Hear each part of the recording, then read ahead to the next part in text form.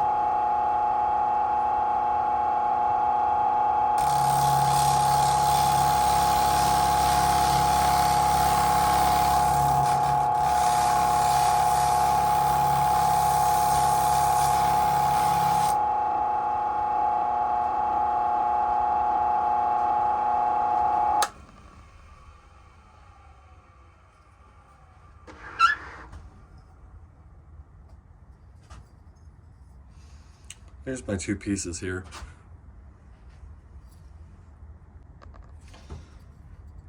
Here's my 2 pieces here, you know, and these go together. They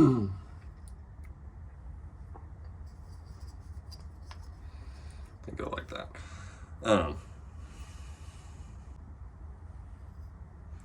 So you can clearly see these go together. And I'm not ever sanding to make these fit, okay? I would never sand with a power sander to make these fit like that, okay? The goal with the sanding is just to add that bevel. So you can see one's hard, right? It's got the hard 90 degree, and then one's completely beveled over. You end up doing this to all those pieces, and you really get that nice, clean look. And also, when you bevel them, it actually kind of hides some of the imperfections, especially when you're using different kinds of wood. So I'll go through, do a couple more here for you to see today, and then I'll show you some more.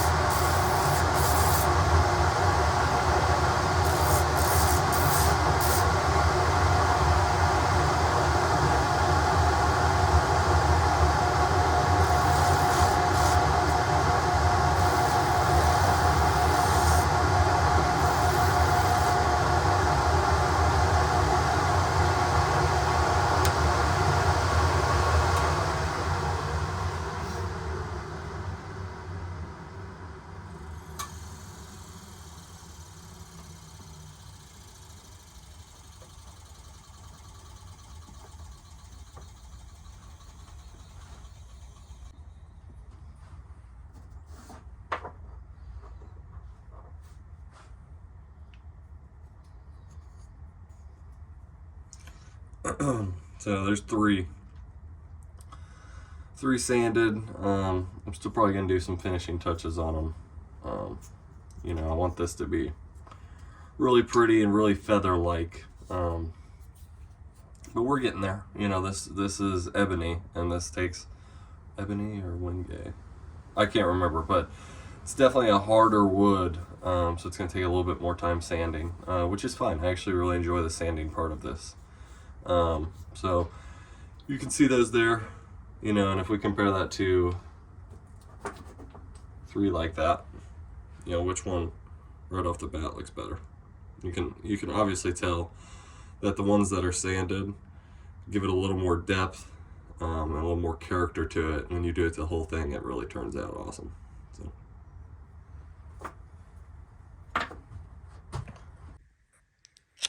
And here's the finished product. You know, after you sand all the different bevels on the pieces of wood, after you put a polyurethane on it, I think I did a spray poly with a little bit of gloss just to give it some shine. You know, this is the finished product. I glued all the pieces together on a backer board that's actually smaller than the piece itself, so it wouldn't show through. And I stained on where I glued, I stained it black or dark brown, so that it wouldn't show any of the cracks. And I think it turned out really nice. INTARSIA is a really fun thing to do if you've got the patience and the time. And it's really not too expensive if you've got a bunch of scraps laying around. A lot of these pieces, maybe not these bigger pieces, but a lot of these pieces can probably be achieved by just little scrap pieces laying around. All right, so that's it for the video today. That was a little longer video than I wanted, but I wanted to make sure you guys had some good step-by-step things to do if you're looking to get into INTARSIA. Again, I'm new to this YouTube video. I'm enjoying making them. Please continue to comment, ask me questions. That's what makes me happy, is when somebody asks me a question and I can actually answer them. And I try to answer all the questions and comments that I get down below. So thanks for watching and have a great day.